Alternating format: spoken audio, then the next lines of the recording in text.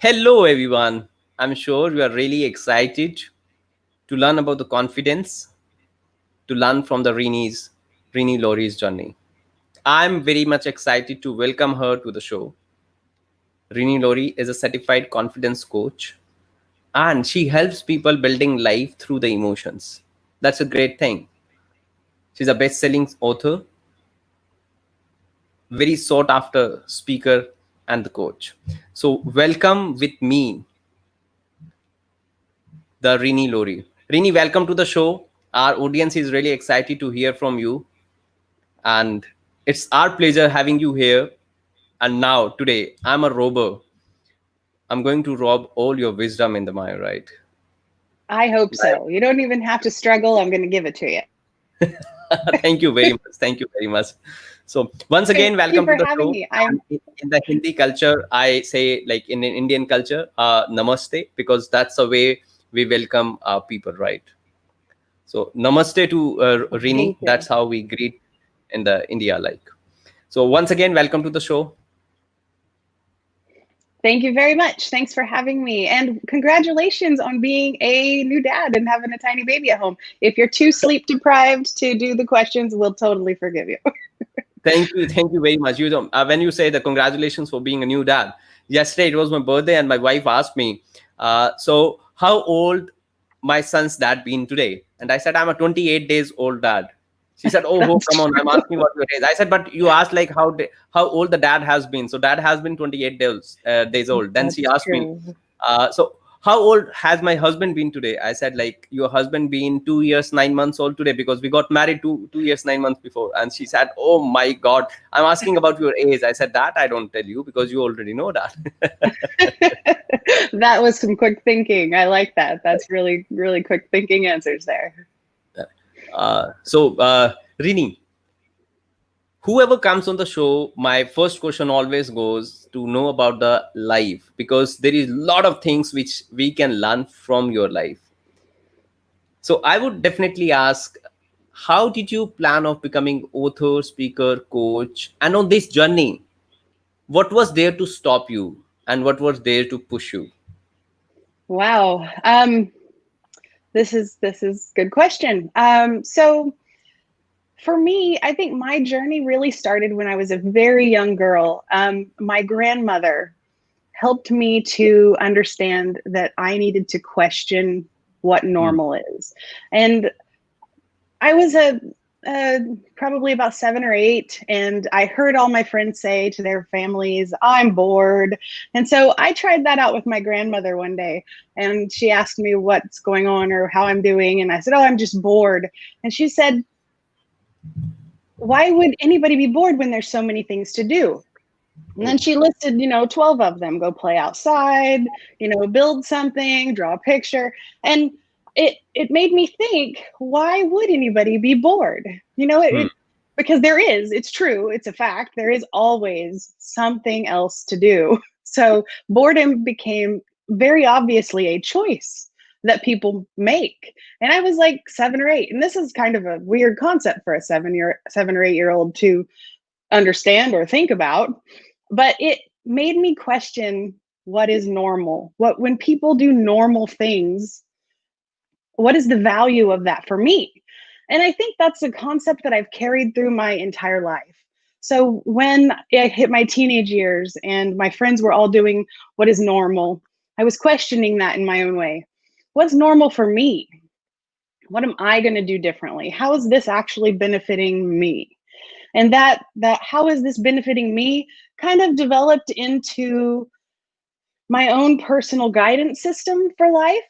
And it wasn't until I went through some very personal struggles in my early 30s that I had to work my way in my own mind so much through all of these things that I realized at some point that I have kind of a system for this. And it had been developing my entire life. And that turned into a heartfelt mission after I helped a really dear close friend of mine for a 2 year long struggle in her life. And I found my calling. I was destined to be a coach and to help other people to use the struggles in their lives to actually build the life that they want to have. So that's kind of my journey. Oh, that's wonderful. Like, see, I always say everybody has to undergo the struggle, and that's a struggle which makes people.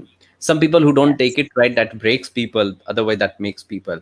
Sometimes these circumstances make people strongly mental, or sometimes these, if they're taken right, they are taken right, they are handled well, and they're reacted well. Then they make people mentally strong, and you are the Yes. one like that made you mentally strong, and that basically made you. That's great, that's wonderful, that's wonderful, that's Thank wonderful. you. So I have watched you a couple of videos, I have read about you, and being in the connection with you, and I got to know that you help people building life through emotions, and that really excited me, I'm sorry, you building cut life out through there. emotions, because how does it like building life through emotions, that confused me, excited me. So I thought, like, whenever the Rini comes on the show, my first question would be this only: building life through Okay, emotions. awesome. May you please Yes, explain it? absolutely. Building life using emotions is the term that I say. And I love this idea because emotions are so criminalized, victimized in our society today. The idea to the popular, the normal thing to do with negative emotions is to squish them down, pretend they don't exist, get over them, forget about them, carry on with your day, and don't look that direction. And I believe that is entirely the wrong thing to do, and it will lead you astray every single time. What I like to help people do is to actually build the life that they want to have using these emotions. And I have them broken down in the book that have coming out. I think it's September 23rd is when it's released. It's available for pre-order now, but it's Power of called Why, you're talking about Power of Why, right? actually, this one is called Dear Self, Grow Up Already. But I also just finished The Power of Why, and it was a bestseller, and so I was super excited about that too. But this one is Dear Self, Grow Up Already. And in this book, I talk a lot about my blueprint method, which is building life using emotions. Hmm. And it is, I have a whole chapter about emotional tools, and I take every emotion and I break them down Hmm. to and I compare them to a tool, like a hand tool. So, for example, rage, I compare to a mallet because a mallet's job is to destroy things. It has that one function. It will break things apart and destroy things until they're tiny shards of pieces left, and that's all. And rage acts that same way in our life. Um, However, a mallet has a good purpose. Sometimes we need to tear things apart and break them down into tiny pieces and get them out of the way. And it's easier to carry small pieces than it is giant ones when we're trying to get rid of parts of buildings or whatever it is we're destroying with that mallet. And rage gives us that good thing as well. It helps us to be able to get rid of in Hmm. smaller chunks the things that don't belong in our life anymore. It helps us to see it more easily that, hey, I am so mad about this. This does not belong in my life anymore. And we can use rage like we use a mallet and get rid of that. We plan for it. We build it into a blueprint for our life. Wonderful. So when people face negative emotions, something negative happens with people. So how to handle those negative emotions? The negative emotions that I don't even like to use that term actually because those are my favorite ones. And the reason is they are some of the fastest, most efficient builders for our life. And so fear, for example, in my book, I compare it to tape, like masking tape, scotch tape, anything sticky tape. And what it does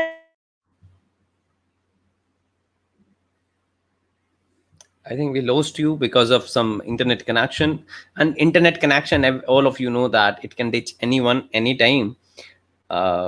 So that's what happened with the Rini right now. Rini, you're back. I think we lost you because of internet connection.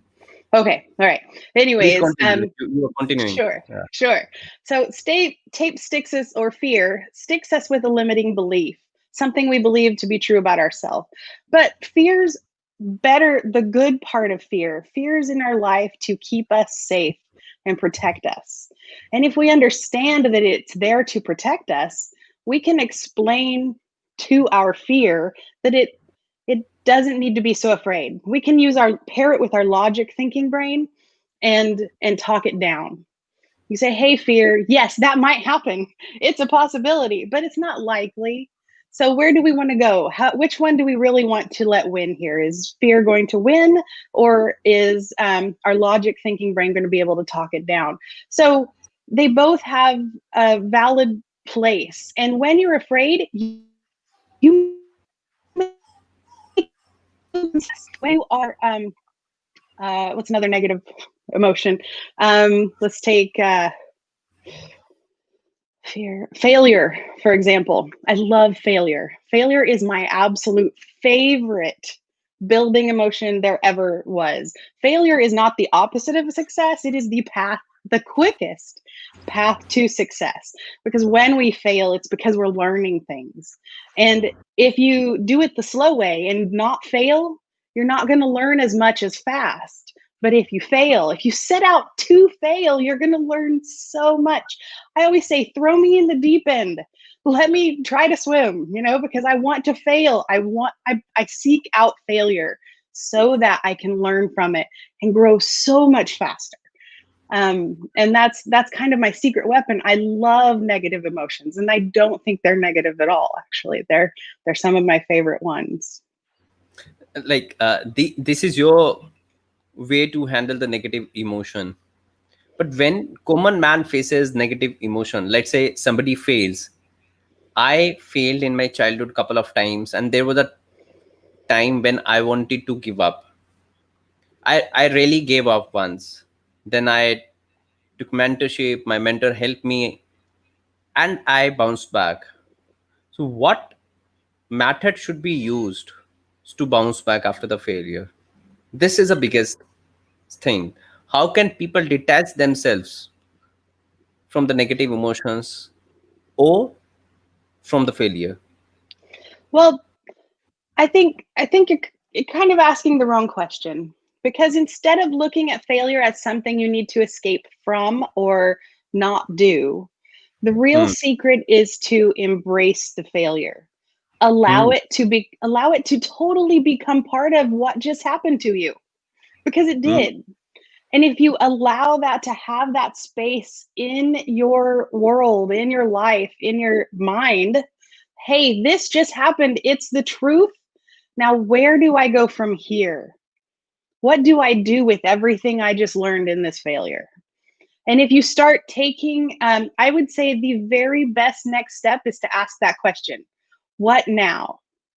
Because that will get you out of every scenario. It does two things. The question, what now, does two things. It not only helps you to plan for a future where the failure is not Hmm. everything. It helps you get out of where you're at and doesn't keep you stuck. But it does something even better.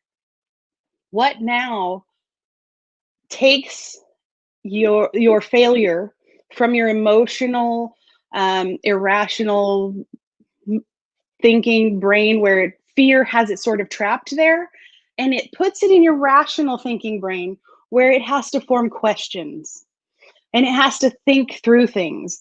And just simply changing the part of the brain that you're using to look at this failure does a mountain of good. It's almost an instantaneous fix, because it takes some of the fear away as soon as you pair it with the rational. So ask what now, because it will take you out of that almost instantaneously, and then start to work to answer that.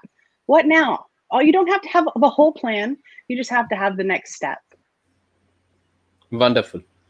But most of us, once we fail, we do not learn to embrace it. We even start feeling ashamed, like, okay, I Yes. failed. The society should not come to know I failed, and what would people think once what they get to know that I failed? So it means Right. like we should embrace it. We should accept it. Once we accept it, then then we can think of a next step. That's what, like, in the shortest way you mention. Great, wonderful. Yes. Yes. Yes, because You, it's questioning normal. We were taught to think failure is a bad thing. And hmm, if as long as you think failure is a bad thing, as long as you add, because when you think failure is a bad thing, you're adding that shame all by yourself. right, So then you have to overcome the shame and you have to overcome the failure and any other emotions that creep in there and deflect from the actual problem. If you embrace the failure for everything that it is, you can only hmm, deal with the failure and none of the other fallout from other deflecting kinds of emotions. right. You said building life through emotions. You use blueprint method. So what is this Yes. blueprint method which everybody can use to build the life through emotions? The blueprint method is a method that I developed. I told you that this journey through my life has kind of honed this one process for me, and I call it the blueprint method. It is building life using emotions. So every single negative thing, every confusing issue, frustration, concern, negative Hmm. emotion that happens to you, you can use this blueprint method, which is 6 steps. And what it'll do is it essentially helps you to know and accept yourself and what it is that you want from this situation, what's real. And, like I said, shame is a deflecting emotion. So it's something we add on Right. to ourselves. And the first few steps will help you to take all of those away. So it isolates the facts. It helps you know what's really going on in your own mind and who you are. The next part of the blueprint method, the 6 steps, really helps you to use all of that information you just learned and build a blueprint for your life, a path that will help you to get to where you want to be in life instead of where you are. And it helps you to use it smartly through these 6 steps. And finally, the last part of these 6 steps really helps you to appreciate your own journey for everything that it is. It's Hmm. your journey. It's nobody else's. Nobody else gets to say, this is your life. This is what your choices have led you to. And you know for a fact that your choices can lead you somewhere else because you're doing it intentionally. And it also helps you to appreciating your own journey helps you to be able to mess up because you know and you accept that those mistakes that you make are only leading you closer and closer, giving you more information to help you along your journey. They're not bad, they're actually catalysts for change, for something new that's coming. It helps you to appreciate all of the unknowns that we get so scared of in our life about our future, what's going to happen next. I don't have all the answers right now. Oh no, what do I do? It creates a fear, but appreciating your journey helps you to alleviate those fears because you Right. accept and embrace them so much easier. So these 6 steps walk you through those things and in a very clear and step by step, hold your hand process. Wonderful, wonderful. I am surely going to adopt this 6 steps method. And in any steps, when I face a problem, I know you are just a call away. I appreciate that. Absolutely. Yes. Thank you. Wonderful. I would like to tell the audience, if they want to ask some question, please type in a chat box. We would love to take your questions. We need to rob all the wisdom from Renee. And for that, I need you. Please. Yes. You can Challenge ask the me. questions. That would be wonderful. As you are a certified coach, certified confidence coach. See, housefly is disturbing now. It's a negative emotion now. Let's play with the housefly. Frustration. Frustrating. Yes. Frustrating. It can only frustrate when I want to be frustrated. Otherwise, it does not frustrate. That's true. It is a lot of times a choice. Yes, it is. So, as you are a certified confidence coach, I want to ask, like, confidence in speaking and confidence in diving in water. Like I'm afraid of water, so I'm not so confident to swim. I'm confident to speak. But there are some people like they are not confident in speaking, they are confident in swimming. Is it a same type of confidence, or confidence in speaking is different and confidence in every other aspect is different? Once we start developing confidence, we need to develop one confidence, or we need to develop the confidence in every other aspects? I love the way you asked that question. You separated them, but you made them together as well. And that's exactly what confidence is. Confidence is confidence. So it's the same skills that you'll use for any type of confidence that you're trying to Hmm. help repair in your life. There are set of skills that work to build your confidence. However, that being said, you don't have to be confident in everything. Hmm. So if you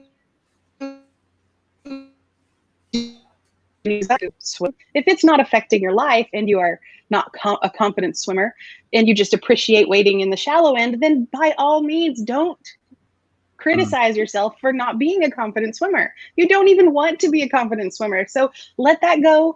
Take what you want from swimming and leave the rest. It doesn't have to be a burden for you. If Right. you, for your job or something, need to be a more confident speaker, but you are not a confident speaker, then that is an area that's hindering your life, a confidence that's hindering you, and you want to improve that confidence. So you can use the confidence building skills to build your confidence in speaking.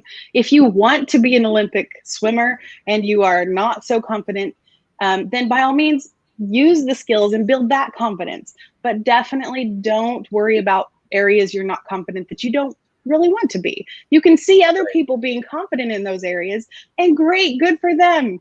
But those aren't even areas you want to be confident in. So, yes, you can piecemeal it together where you focus on this, building your confidence and build your confidence here, and let yourself off the hook where you're not confident. It's okay to not be perfect in everything that you try to take on, or be exactly the same as skill level as everyone else on the earth.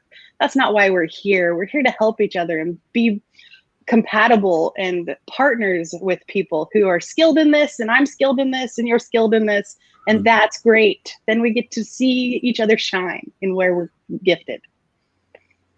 Wonderful.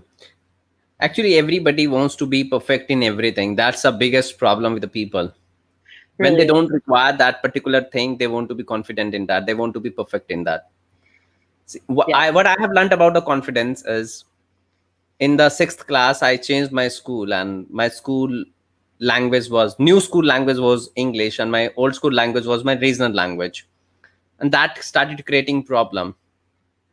The level of a student was different.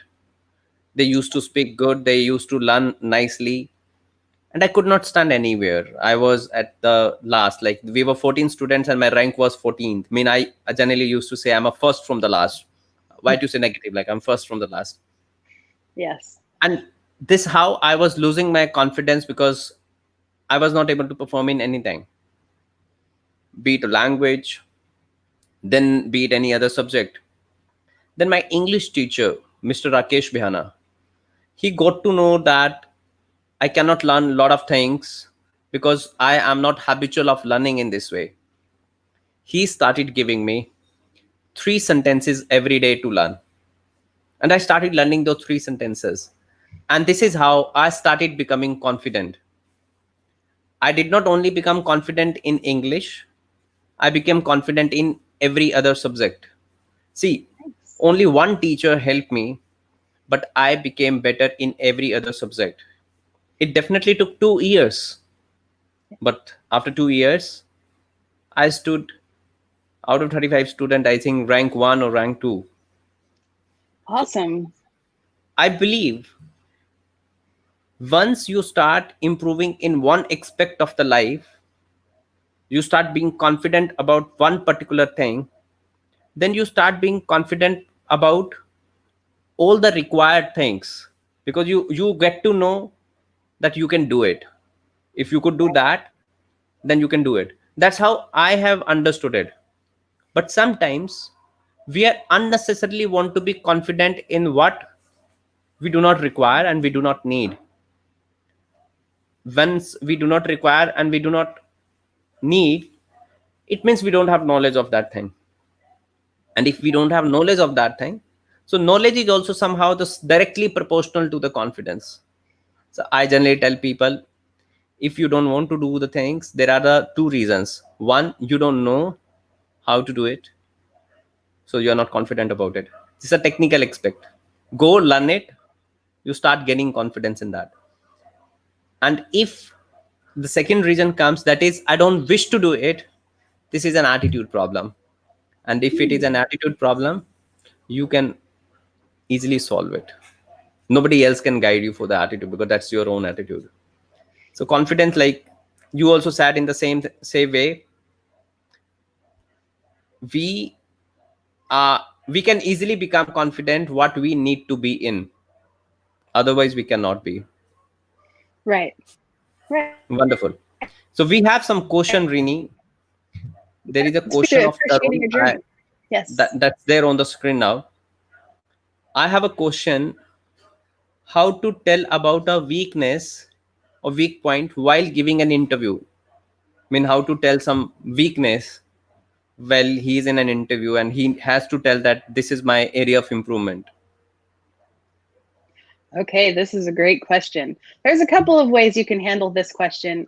My favorite one is to choose one of my weaknesses that is also a strong selling point or a good thing for the company that I'm applying for.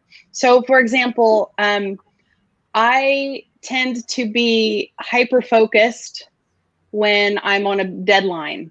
And that means that other things go by the wayside sometimes. But I'm going to, if I have a really important deadline coming up, I'm going to be so focused that my family sometimes falls to the wayside. I'd spend 20 hours at work that day. But see, an employer will hear that and think, wow, that's actually a good thing for me to hire someone who's going to be so dedicated to getting this project done on time.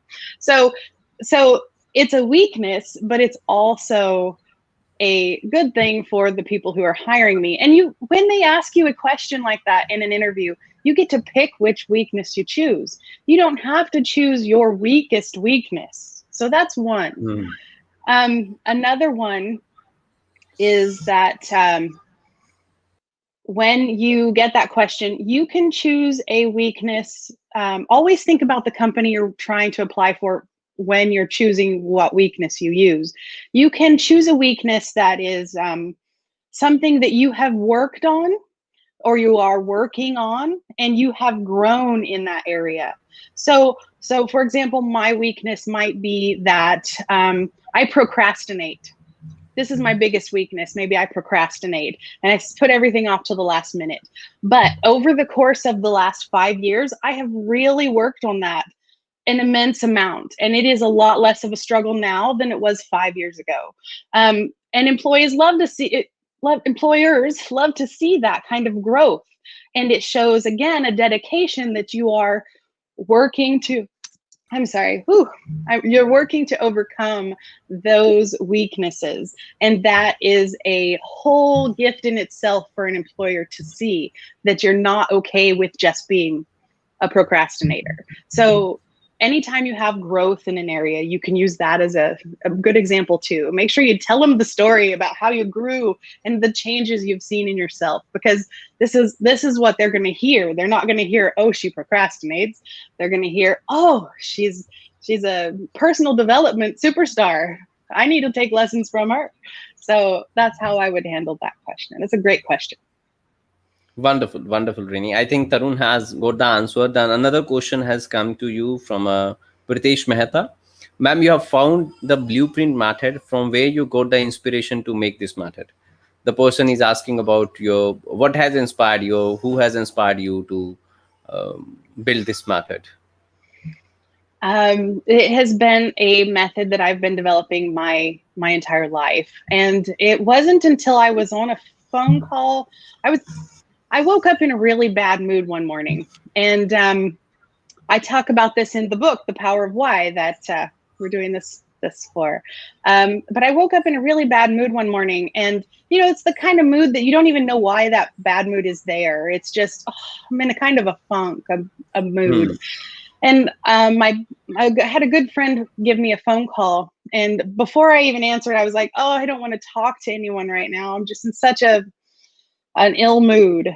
But I talked to her anyways, and as soon as we were talking, she started to fix me, or try to. She started to say things like, "Oh, I'm sorry you're in a bad mood. Go do something nice for yourself today. Um, it's okay. Just think about good things, think positive thoughts." And she was trying to fix something, but I didn't notice that it was broken, because I realized in that moment that when I'm in those bad moods, when I'm facing those uncomfortable Hmm. feelings, my process is very different than most people. So when she was saying, "Go do something nice for yourself today, try to forget that you're in a bad mood by thinking positive thoughts," it was, I was like, "No, you can't do it that way. That have it lower, because what you need to be doing is working through your mind, through your thoughts, through your emotions, and figuring things out when you're in this kind of a mood." And that I hung up the phone with her, and I ran over to my sofa, and I grabbed a pen and paper, and I just wrote down the 6 steps that I use when I'm in these kinds of funks.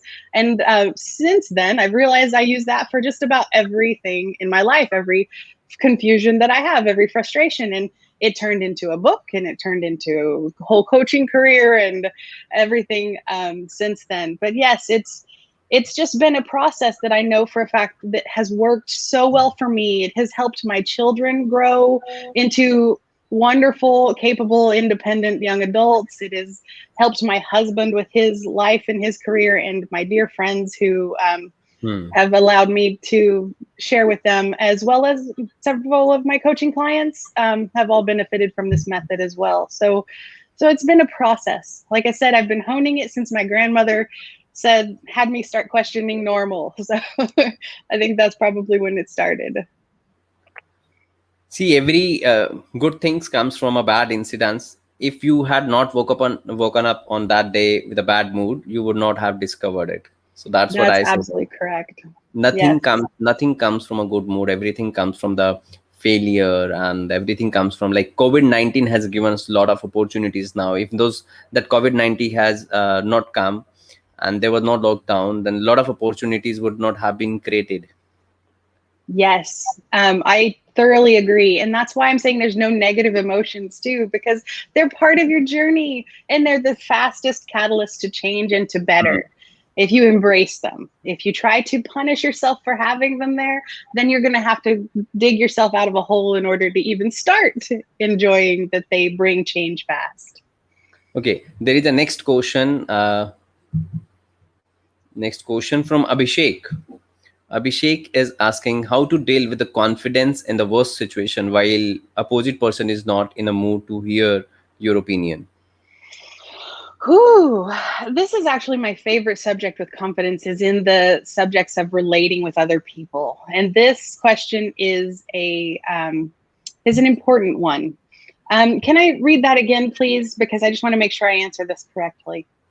Is that possible? So you want me to put the question on the screen Yeah. again? Thank you. Thank you. There is. Um, Worst situation.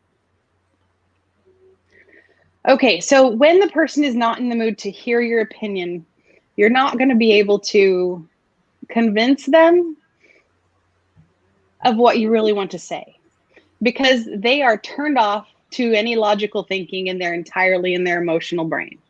Um, so, in that high intensity moment is not the moment to convince or to have that conversation if you want them to actually hear you. Um, the best time for you to have them hear you is when things are all calm and all neutral. So, in that situation, I would definitely say your first option would be to wait, put that conversation on hold until things are a little more peaceful, because then they have a better chance of actually caring and hearing what you're trying to tell them. Secondly, if you are in that situation, the best way to have confidence in that moment is to speak from the other person's perspective. So instead of just convincing that other person that you're right and they are wrong, what you really need to do is you need to think about that other person how do they agree with your opinion? And then you use those facts to convince them that you are right, because suddenly you're speaking from their perspective and not your own. So, with just a little bit of extra thought, it especially works if you know the person pretty well.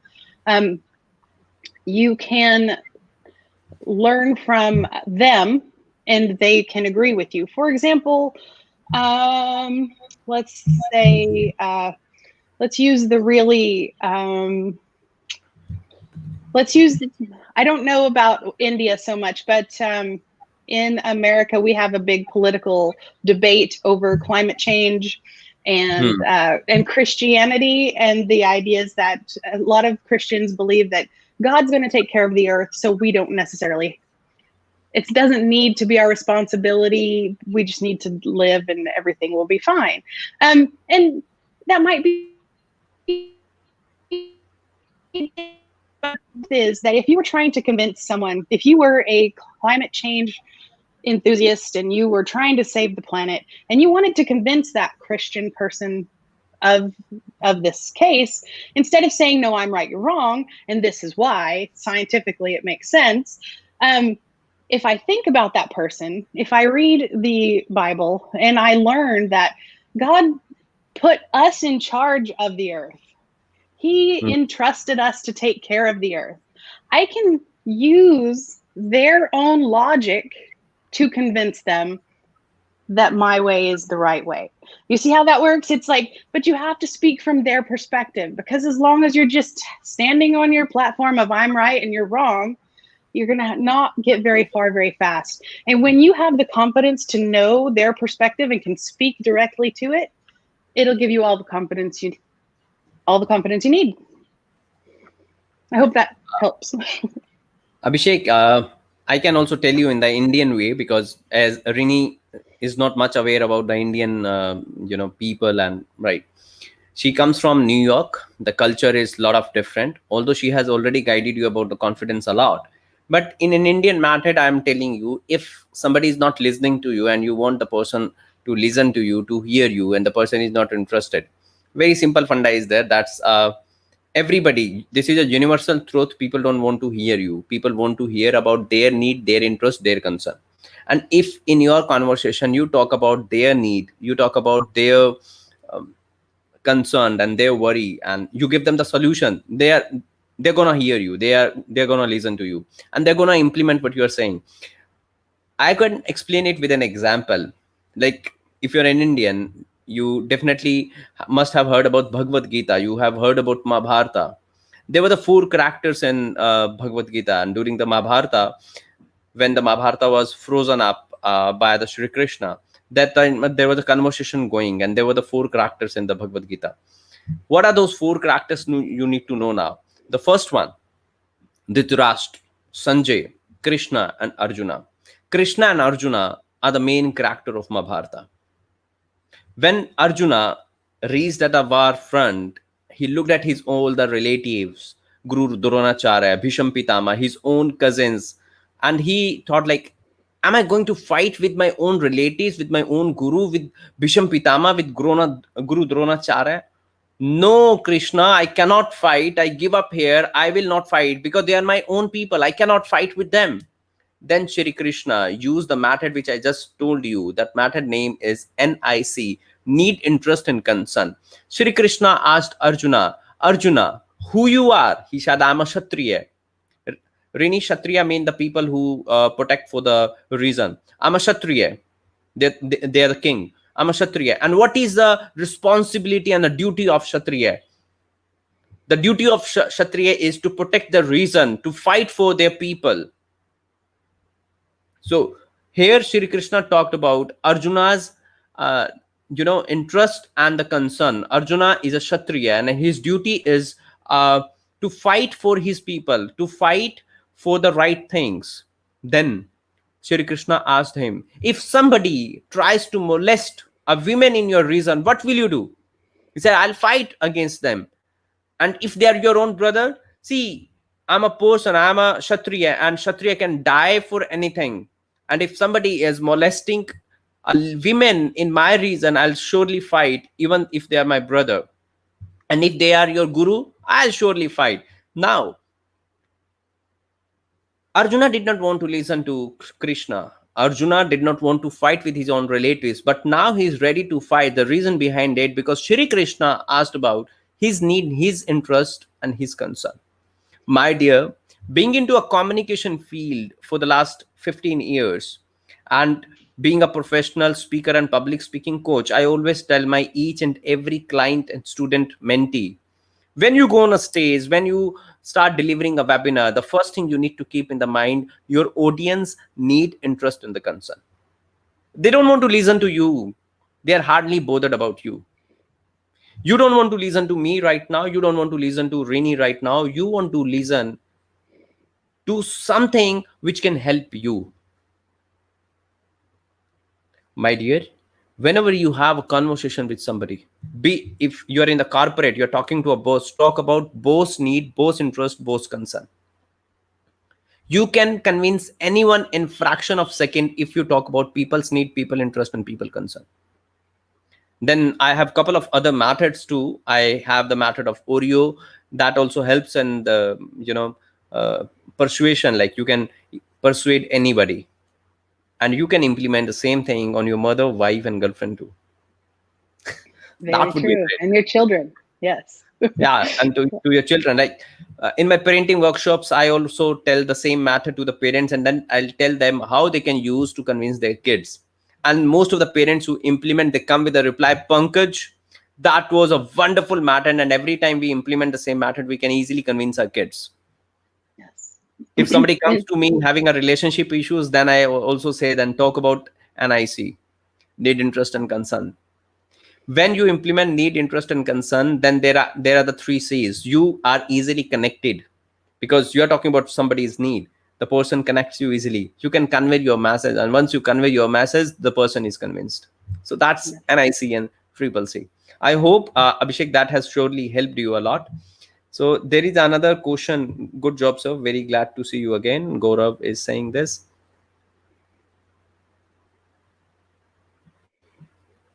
Let me see if somebody is asking some other question, and we can really.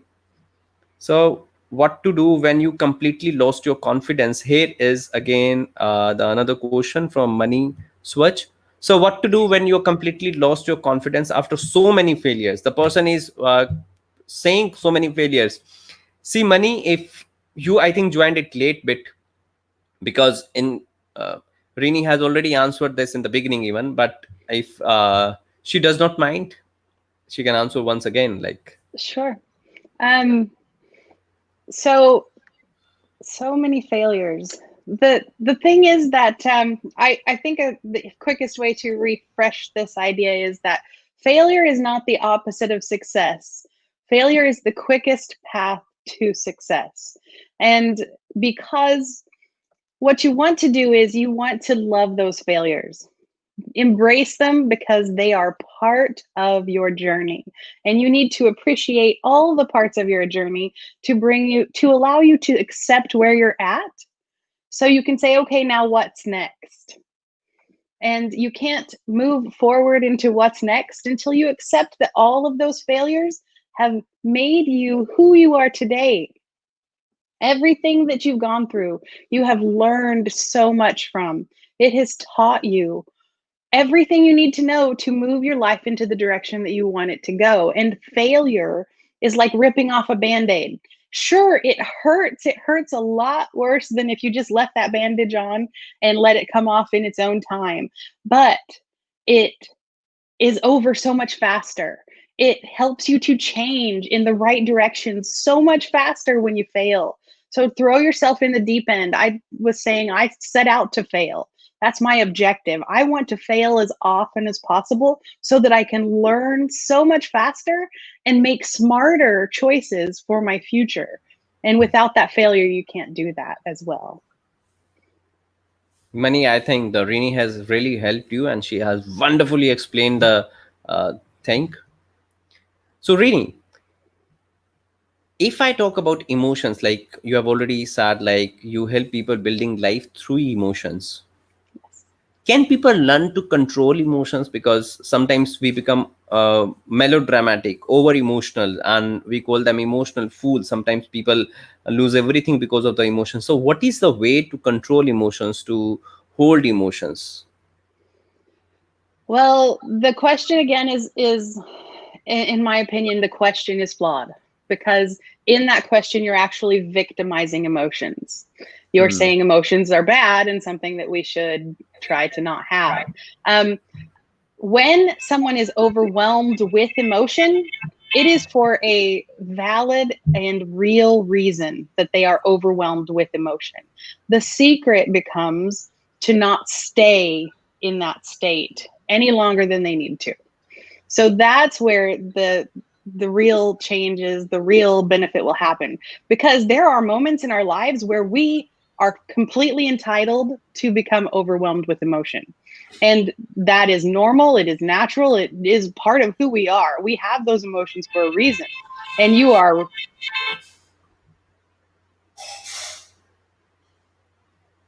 Please go on. I think we lost Renee because of the internet connectivity. So internet can ditch us anytime, and it's just ditched us. Renee, we lost you. I think you just froze up because of internet connectivity while you were I talking was about just the saying, emotions. yeah, I was just saying that you're not entitled to stay in that state. So, what I tell people to do is when you are overwhelmed with those emotions, feel them, let Hmm. them in, embrace them for everything they're trying to teach you, and you can learn from them. So, for example, if you are completely confused about what's going to happen next. Okay, I one of my favorite feelings is confusion, because it feels like, I don't know if you've ever been there, it feels like everything is up in the air. You don't know which way is up. You can't figure out what to do next. You can't even see the next step of what would be the right choices to make. And in those moments, you just have to embrace it. I'm overwhelmed with confusion sometimes, and I have to embrace it. I have to tell myself it's okay. I am Hmm. confused. I have absolutely no idea what's going to happen next. There are too many variables for me to even understand right now. But guess what? Eventually, I'm going to be able to see. The dust is going to settle, and there's going to be a clearer amount of things to work with. And it will almost always be different than you could have even imagined in the middle of your confusion. So, in those highly emotional states, you don't have all the answers. You don't need to have all the answers. You aren't supposed to have all the answers. You have to pair your emotional state with your rational thinking brain and ask, okay, now what? And Hmm. as soon as you start gaining answers for, okay, now what? Again, it takes you out of that emotional brain with the fear trapping you in that emotional brain, and it puts you in a rational thinking frame of mind. And that switch over to a different part of your brain instantly relieves the giant emotional weight, because it starts to use your thinking, cognitive skills, and it takes your brain somewhere else. So the fear, the fight or flight, goes away because it's starting to think with a different part of your brain. And so that is what you need to do, is ask the what now. What happens now? If you don't have the answer right away, that's fine. It's okay if you are highly emotional for a little while until the dust settles and you can see more clearly. Sometimes you will be overcome with grief. Sometimes you will be overcome with anger and frustration, and you're Hmm. entitled to feel that way. You feel that way for a reason. But now, what are you going to do about it? What's going to be next? How are you going to use this anger and this grief to build your life in a different way, or to help it use it to make you stronger? I think now I think people can hear me, but my video just got frozen. I don't know why. So let's. I think this is a camera connectivity. In meanwhile, I come back. I would like to ask you a question, Rini. The Sure. question about your author's journey. How did you become an author? And what about power of why? Like, how did you get in the touch of other 22 authors and authored power of why? My journey started with the book, actually. As soon as I ran over to my couch and wrote down those 6 steps, it turned into a book. I started writing about those 6 steps, and that book is how my whole journey started, is as an author. And then from there, I decided to do the coaching and all of those things. And through the process, I met a woman named Purvi Tantia in India, actually. And she has become a very good friend of mine. She's highly knowledgeable in the business world, and she put together this group of 23 authors, and it has been an adventure in authoring a book. My last book took me over a year to create, and this one took 3 weeks with 23 different minds working on it. It still feels like a whirlwind, but it hit #1 bestseller, and I could not be more proud or more honored to be part of this group of authors. It's wonderful. Get it. My video has still not come, I think because of some technical issue. That's wonderful, like how you got into touch of other authors and then authored a book. How did you feel? Like, did you really feel excited to write along with the other 22 authors, and the book became best-selling book before its own launch? Right. It was quite awesome. I was super excited, and I could not imagine a more inspiring group of other women authors to be working with. We were on Zoom calls weekly, sometimes daily, working on all the details of how to finish the book, how to edit it, promote it as a whole. And it became a passion project for all of us, and we connected on such a deep level through all of these interaction. It's been wonderful. Something that I absolutely love about working with these ladies on this project is that it was a real opportunity to let people shine where they're strong. There was not one person who was doing everything. There was no one in charge. It was just, who's gifted in this area? Okay, you take that on. Who's gifted in this area? Okay, you do that. And we all got to work together. And the passion came from doing what we love to do as a group. So it's okay that I'm not great at editing. Somebody else is, and they love doing it. So by all means, let them shine there, because I'm great at doing graphics, and I'm going to do those, and I'm going to share them with everybody. So it's a give and take. And when you're part of a give and take like that, it is an incredible, mind-blowing experience. And this was definitely one I'll never forget. That's wonderful, Renee. So let's take this interview to the end now. Like I gave the promise for the 30-minute, but we have already taken you more than 55 minutes. And I'm sure you must be enjoying, and our audience has also enjoyed a lot. So what is the last message you can give in a one line to our audience? I would say my greatest piece of advice is to get to know yourself. Look at yourself like you're your own best friend, and give yourself the break that you would give your best friend. So when your best friend messes up, you let them off the hook. You help encourage them. You tell them it's going to be okay. You show them how tomorrow is going to be better. Give yourself that same advantage. Know yourself as well as you know your best friend, and then give yourself the same amount of credit and give yourself a break. That would be my biggest piece of advice, because when you know your own mind clearly and can accept who you are and everything about yourself as it's the way it's supposed to be, and that's okay, there's nothing you can't handle. So I'm here now. Through another device, I've already logged in. I had already logged in like 5 minutes before, but I was trying if my old device start working. People can see me now. And Renee, you rocked. The way you answered so calmly, when I'm really amazed. I'm really Thank amazed, you. and I've got to learn a lot from you today. I've got to learn really a lot from you. I'm so glad. Thank you very much, Renee, for joining us on this show, and we learned a lot. And you can, like, all the audience can reach Renee from the Facebook. You can find her from the Renee Lowry, and I'm going to share how you can connect on the same live stream. I'll be sharing once we end up the stream. I'll be sharing like her all the contact details. And even you want to get in touch of Renee, you want to take her coaching, please get in touch. Absolutely. I Thank look you. forward to hearing from everyone. Thank you for having me Thank today. you very much, Rini, for joining once again on the show. And thank you very much, all the audience, because without you, we are nothing. Without you, this show is really, really nothing. And see, I cannot become a speaker, coach, trainer without you. Nobody can ever become without the audience. Audience is, I think, a basic need of any show or any, program. I see. I'm basically having a device in my hand. In one hand, I generally tell people in this way, "Thank you for joining us on the show." I'm really grateful. Renee is also grateful to you, so that because the any program becomes worthy because you watch it. Thank you. Love you all.